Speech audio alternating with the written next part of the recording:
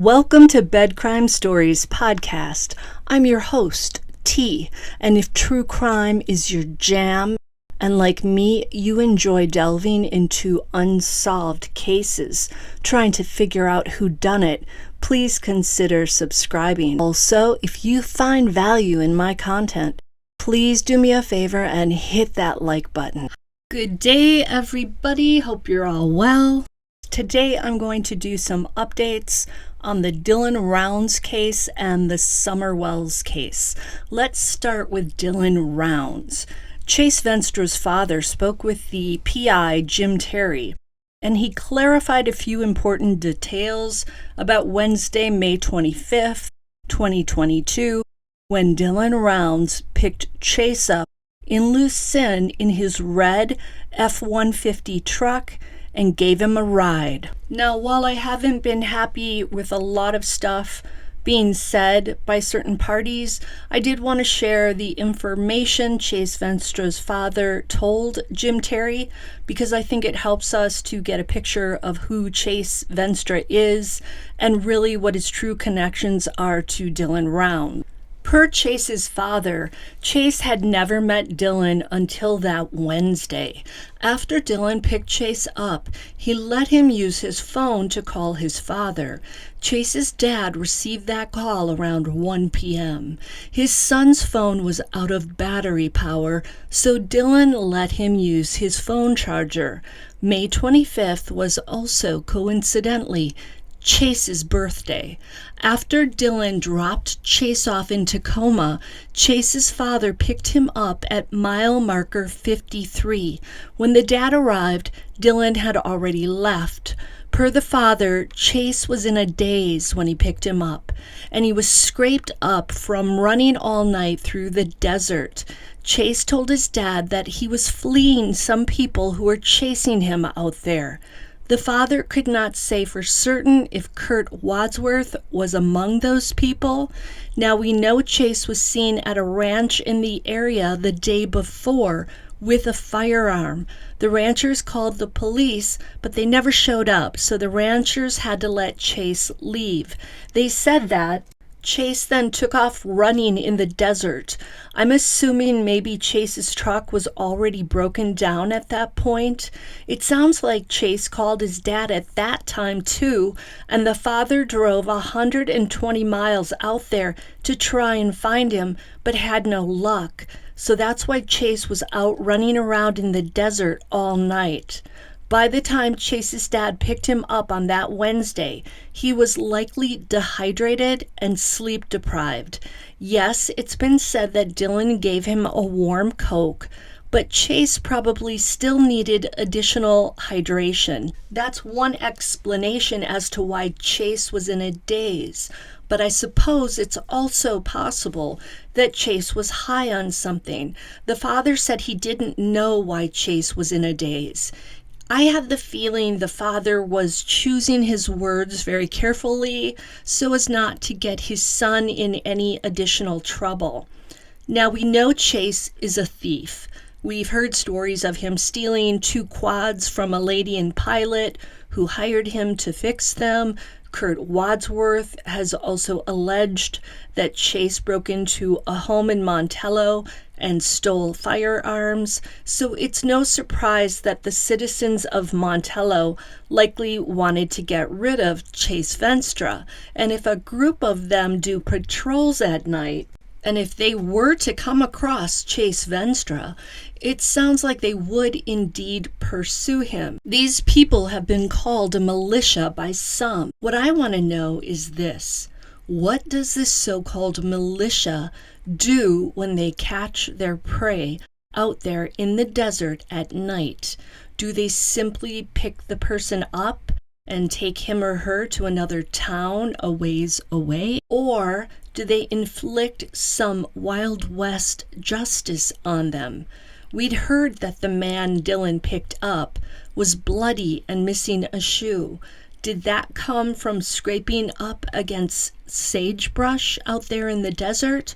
Or did those people out there chasing him rough him up? Did they threaten Venstra with a gun to his temple? We know Kurt encouraged a citizen of Montello to put a gun to Chase's head once before when they suspected him of stealing the citizen's gun. And sure enough, once that gun was to Chase's temple, according to Kurt Wadsworth, Chase coughed up the firearms. Chase's father said that his son told him that he didn't do whatever happened to Dylan Rounds, and the father believes him. Per the father, Box Elder, Davis County, and the FBI have searched his home as well as Chase's. The father believes that Jim Brenner isn't the guy who harmed Dylan. In his opinion, the Wadsworths are likely behind it. But I do wonder if the venom the Venstras feel against the Wadsworths is fueling these suspicions and these statements. Chase did tell his dad that he believes Kurt Wadsworth is gay and that his brother is a PEDO, but he never said anything about Dylan. Jim Terry found it hard to believe that Chase had never met Dylan before, and that's because Chase often played music in the Saddle Sore. If Dylan was in Montello on many a night, it does seem like he would have been in the Saddle Sore and seen Venstra and vice versa.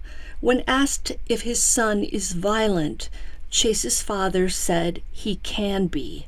I got the feeling from Mr. Venstra that he has a realistic view of his son and that he's an honest person. He, Mr. Venstra, not Chase.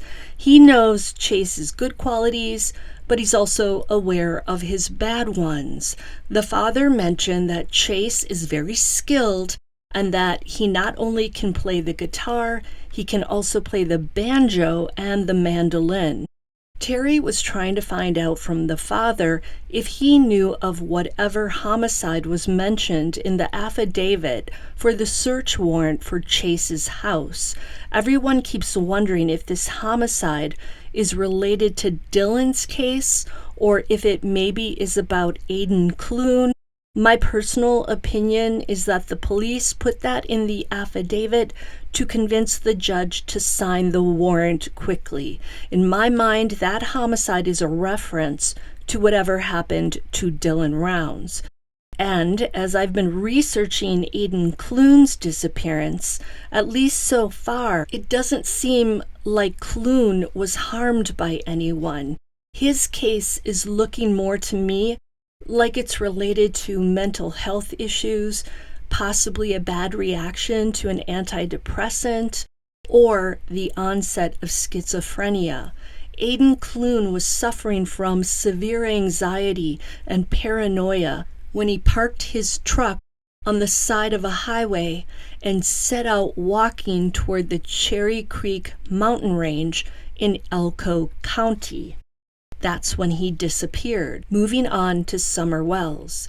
New YouTuber I'm That Biatch Mama Bear has some fascinating phone calls between a friend of hers, maybe Mama Bear's on the call too, I can't tell, and Allie Harris and her daughter True. On one of these calls from June 14th of 2022, so that would be just about a year after Summer's disappearance. Remember, Summer disappeared on June 15th of 2021. So on that call from June 14th of 2022, we can hear Allie and True talking to these two women. Apparently, either Allie or True received a text message in June of 2022 that said that human remains had been found. The message allegedly said that they don't yet know the gender or how this person passed away. When Allie was asked if the text was from someone playing a joke, she said no, and then she says something to the effect that it came across her daughter True's phone like some sort of a broadcast. When the women on the phone later searched the internet to find out if this information had been announced publicly, they found nothing. Throughout the call, True is crying, but Allie remains mostly unemotional. Allie goes from talking about human remains to laughing about people playing pickleball in the dark. At one point, Allie shares her Cash App with whoever's on the phone, and it sounds like $10 are sent to True. The call is hard on the ears because when Allie's talking, there always seems to be noise in the background. Remember that interview on the porch where she's screaming and she's on her phone? I believe the noises in this call are from videos of Summer that True is playing in the background. And apparently the two women on the call can hear Summer talking on the videos. I heard a little voice, but it was hard to separate that voice from True's voice. Either True or Allie then says that Candace would hit her kids for no reason. And we've heard this stuff before about Candace. True and H seem to be the only people in this case who may have legitimate feelings for Summer. The adults here all seem cold and unaffected. When asked by the women why Don and Candace shaved Summer's head, Allie says it's because she had an infestation of lice. Yuck. She also states that Summer didn't want to get her hair cut. Another day, another snippet of information from questionable people related to the Summer Wells case. And by questionable people, I'm talking about Allie Harris. Let's hope one of these days we get real answers and Summer is finally found. Until the next time on Bed Crime Stories. Now, if you want to help me with my channel, one way you can do it is by hitting that like button. Another way is to subscribe to my channel.